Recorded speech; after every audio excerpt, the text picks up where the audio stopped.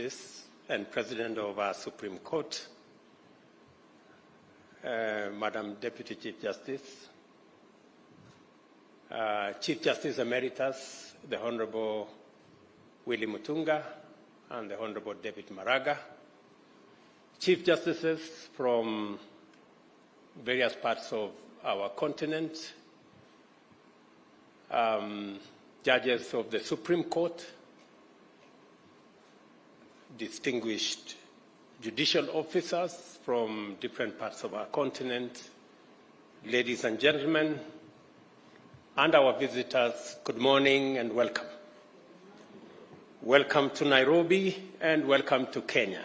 I join Madam Chief Justice for the convener of this symposium in welcoming you to both Nairobi and Kenya.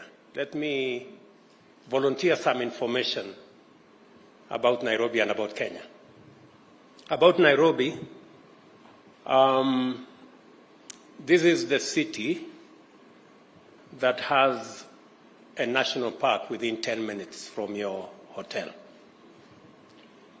So you may find some lion or cheetah because sometimes they escape from the national park. Please be careful because they are not domesticated. Welcome to Kenya. And again, on this one, I speak with the authority of a scientist, being a scientist myself, that science has proved that Kenya is the cradle of mankind. You may find yourself having this feeling that you are more at home here than from where you come from. Please understand that this is where we all started, and we can tell you, welcome home.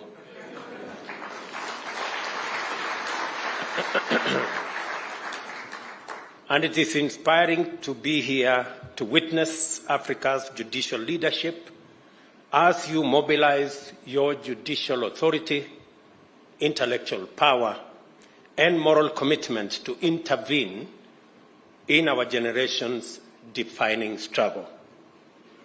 I am highly encouraged to note the depth of thought in your appreciation of the existential magnitude of climate change and of the imperative for urgent action by all stakeholders anchored on common institutional coordination.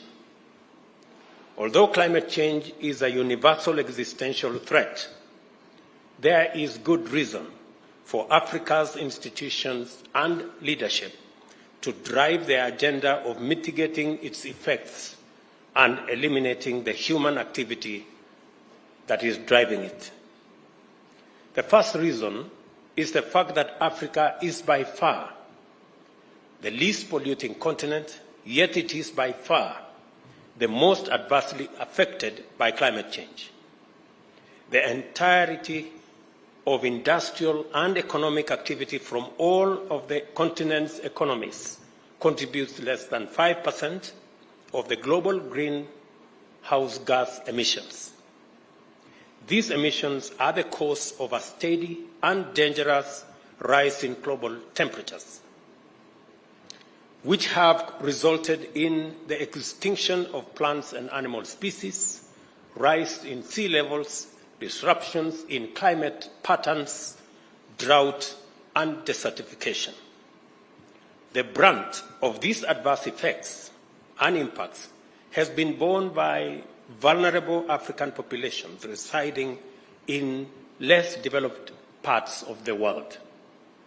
Droughts are more frequent and more severe. Our region has undergone a 5-season-long drought, which has decimated domestic and wild animal populations, wiped out food crops, disrupting and threatening the lives of millions of people. Water stress caused by climate change has been devastating, both directly and as a driver of conflict over water and pastures.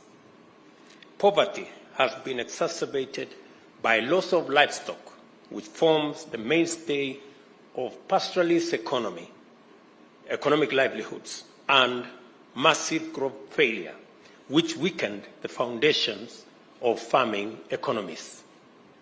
In addition to drought, African populations are experiencing floods, heat waves, and outbreak of climate change-related diseases. African livelihood, security and development is in danger and will remain at stake unless we collectively wage aggressive combat to reverse the situation through policies and other institutional action to implement mitigation, enhance adaptation, and build resilience. The looming climate disaster is particularly tragic for Africa, which is entering a new, promising era of peace and prosperity as the continent of the future. Many vital indicators affirm that indeed Africa is rising, powered by its youthful population, energy, resources, and hope. It is important for Africa to undertake concerted action to win the war on climate change because it is disproportionately affected by its adverse impacts and also because necessary global responses to climate change are going to institute structural change. The institutional configurations and economic resets emanating from this structural change will install Africa not only as a continent of the future, but as the world's green economic superpower. Africa is abundantly endowed with all the resources required to power green industrialization. Our clean and green power potential is incomparable. Just to give you indications, 92% of our grid in Kenya is clean and green. It is the case in many other African countries, and the potential to make it the case in many African nations is real and is possible.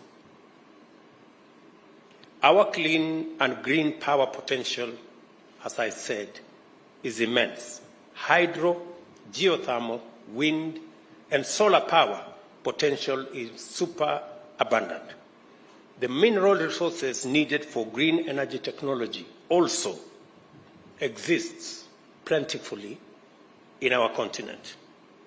We are the world's youngest continent, with a mean age of 25 and growing younger every year. Our people constitute a 3 billion strong market and a pool of skilled, motivated, and capable workforce. Future global sustainability will depend on a robust engagement with Africa in many fundamental ways. The world knows this, and African institutions and stakeholders must be ready for this engagement. And that is why this symposium is very important. I am very proud of the firm commitment demonstrated by the African Union in this matter. At COP27, which was held last November in Sharm el-Sheikh in Egypt, Africa's voice was clear. The development path taken by the world's economic and industrial powers is unsustainable and prejudicial to Africa and the global South. Climate change has brought home that fact in sobering detail. Africa is emphatic that although prosperity is an urgent goal to liberate our people from the indignity of poverty and inequality, the path of pollution is not an option. The African Union prefers a more ecologically responsible industrialization, one that promotes multi-sectoral climate resilience in agriculture and food systems, water resources, energy, transport and infrastructure, among others. We also insist quite firmly that international development financing must be more appropriate for the needs of our existential moment in terms of how much resources is accessible, affordable, and adequate. In February, I was encouraged to witness the impressive level of activity accomplished by African group of negotiators, especially at COP27, as well as the various African climate change initiatives. The Committee of African Heads of State and Governments on Climate Change, which I chair, also coordinates various African climate change commissions that are doing extremely important work in many regions of our continent to implement the Africa climate change and green recovery agenda. I'm also honored to lead Kenya's participation in these regional, continental, and climate actions. It is a privilege to join our African brothers and sisters in this good fight and make our contribution to the defining struggle of our generation. Africa is alive to the imperative of this moment in a way that is simply inspiring. I will share with you Kenya's experience of this journey so far. From the very inception, our aspirations for economic development and shared prosperity has been inextricably tied to a firm commitment to environmental sustainability. In my earlier statement, I did paint the picture of where we are as a continent. I mean, the power of industrialization that has been premised on fossil fuels, despite its adverse effects, is what has driven industrialization in the world so far. The world today is at a crossroads. The crossroads being, do we continue the fossil fuel-powered industrialization, which is destroying our globe with disastrous effects, or do we go green?